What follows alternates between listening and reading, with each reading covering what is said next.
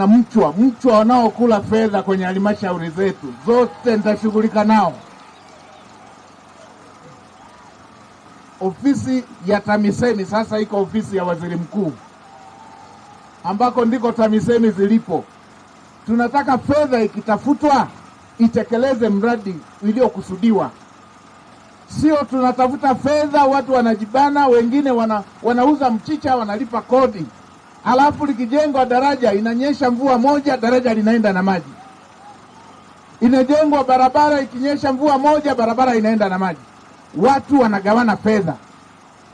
Hivi nimetoka jana Manyoni pale, nimekuta wamegawana milioni 500.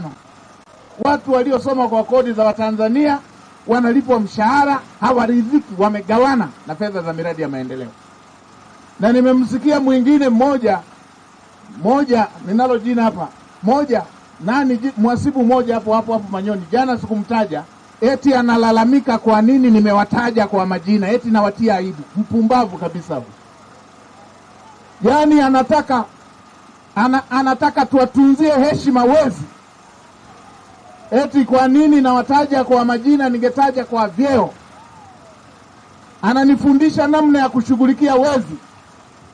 Na mimi niwaambie, kwa sababu nimekulia serikalini, nimeshakuwa wizara ya fedha, naijua mianya yote ya wizi wa fedha, naijua wanakopitichiaga. Mara unasikia fedha zimepelekwa halmashauri, unaambiwa zilipelekwa kimakosa. Kumbe wanasubiria ule unyayo uishe ili waweze kugawana. Sasa anamuelekeza mkuu wa mkoa, mtume RPC amkamate na huyo mhasibu mwingine anayesema tumewatia aibu wale walioiba kwa kuwataja majina. Na yeye akamatwe, aunganishwe. Na katibu mkuu utumishi achukue hatua za kinidhamu dhidi ya mtumishi huyo ambaye na yeye kwenye hizi. Niko na fiekeo na rato, na nimekusudia kufyeka wezi wote wanaotafuna fedha za walipa kodi wa Tanzania hii. Kwamba mnataka hata mwizi tumuite kwa jina la utukufu. Mwizi mnataka tumuite kwa jina la utukufu, kwamba tunamtia aibu, kwamba tukimtaja tunamtia aibu, kwamba na yeye ni mhasibu na yeye atapingana kwa wezi kutajwa. Are kona ufurumu ambao yo RPC, mkuu wa mkoa, mtume RPC huyu naye akamatwe, aunganishwe. Na nimesema wasitoke mpaka fedha hizi zipatikane, na hatua za kinidhamu za kiutumishi zichukue mkondo wake, na hatua za kisheria zinazowahusu wezi wapelekwe mahakamani. Haya mambo hatutanii. Tuna shule watoto wanakosa madawati, alafu waliosoma kwa kodi za Tanzania wanagawana fedha. Mnataka tuwape heshima? Mimi siwezi kuwaimbia mapambio watu wa aina hii. Haiwezekani. Na haya mambo ya kuleana haya ndio yanasababisha mpaka wezi wanakuwa na kiburi cha aina hii. Kwamba anataka akiiba ng'ombe afungulie mpaka na ndama wako akuibie uliolala nao ndani. Are kona ufuru. Mimi hiyo sikubali. Kamata. Na mimi nimesema, na mwizi yeyote wala asihamishwe, afukuzwe. Hii nchi haina uhaba wa watumishi. Ndio, hatuna uhaba. Hata hapa leo hii hapa naweza nikapata vijana wengi tu wa kufanya kazi kila wizara hapa. Ya nini tubembeleze wezi? Tunakosa kada gani ya kufanya kazi kwenye nchi? Tunakosa kada gani hapa? Hakuna kuhamisha mwizi. Ndio, hakuna kuhamisha. Asiibe sehemu moja, apelekwe kwenda kuiba na sehemu nyingine. Ndio maana nimeelekeza hata wale walioko wapi huko walikoenda wakamatwe, warudishwe na wasitoke. Tutaelewana tu.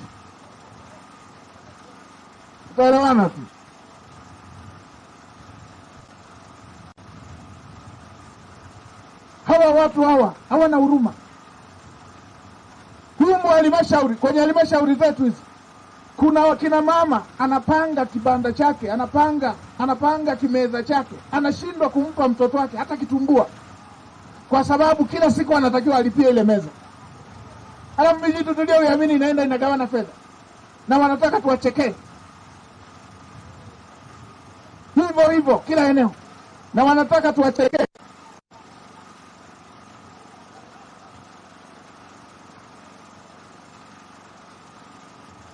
Wanatoza mpaka na necessary.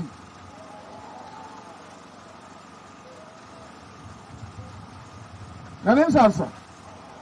Halafu wale tuliowaamini na mishahara tunawalipa wanagawana fedha, mnataka tuwaite kwa jina la heshima.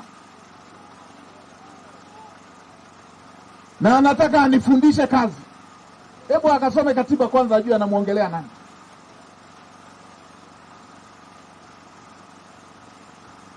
RPC atafutwe, akamatwe, aunganishwe. Nataka mtandao huu wa huu mtu anataka nitimue wote nataka nitimue.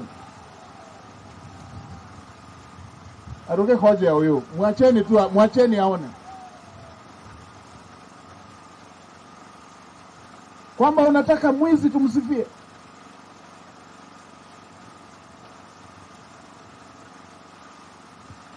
Na kama kinga ni sheria, kwamba sheria ndio zinakinga wezi namna hii. Bahati nzuri marekebisho ya sheria, mwenyekiti wake wa kamati ya kurekebisha sheria ni waziri mkuu. Nitaziisha hizo. Ndio. Hatuwezi tukawa na watu wanaiba na wanatoka kuzomea waliolipa fedha hizo, waliowalipia kodi buri.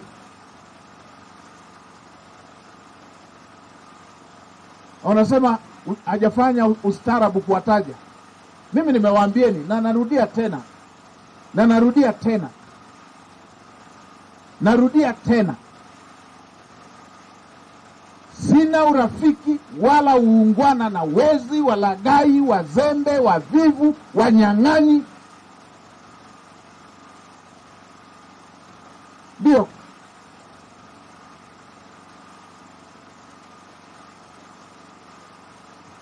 Unanipa maisha marefu. Nakushukuru sana. Nakushukuru sana. Watanyoka tu. Wezi, walaghai, wanyang'anyi. Ndio maana kila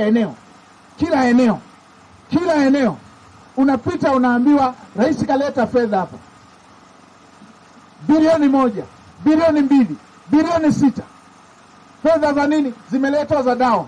Alafu kila mwananchi akienda hospitalini anaambiwa kanunue dawa mtaani kule.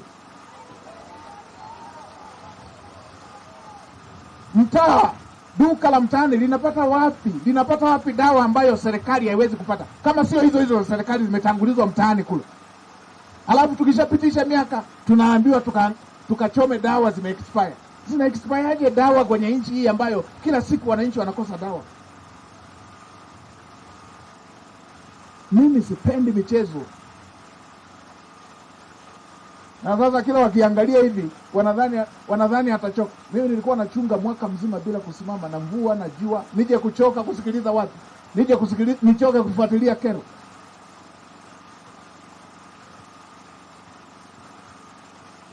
Nene yangiruki chana gari. Kwa ndugu zangu, niwashukuru leo, niwashukuruni kwa kuniambia niwasalimie, nawashukuruni kwa kusimamisha msafara, nirejee tena kuwaomba. Sema tena. Hebu anasemaje? Unasemaje? Waziri Mkuu, nakushukuru sana. Kweli tunakumisi. Tunaomba urudi mapema. Kwenye wilaya hii ya Ikungi urudi mapema, tuna mambo makubwa. Haya ambayo yaongea ni madogo. Nitakuja tuje tuongee yote. Mapema. Siku nzima. Sio kawaida. Tutakuwa na siku nzima wilaya hii ya Ikungi pekee yake. Tunakushukuru. Ale maregea. Siku nzima tutakuwa hapa. Si ni sawa ndugu zangu? Si ni hivyo ndugu zangu? nani njo magiri ninjo fe njamokema kage amongia narana namogambo nani wachuchuma ndinahira ninoliko sarayo nirwandi kongwe godia kode na komboe kipande ndinapewa kodi na komboe kipande ndinapewa simakosa kitu gani. Jamani, asanteni sana na washukuruni.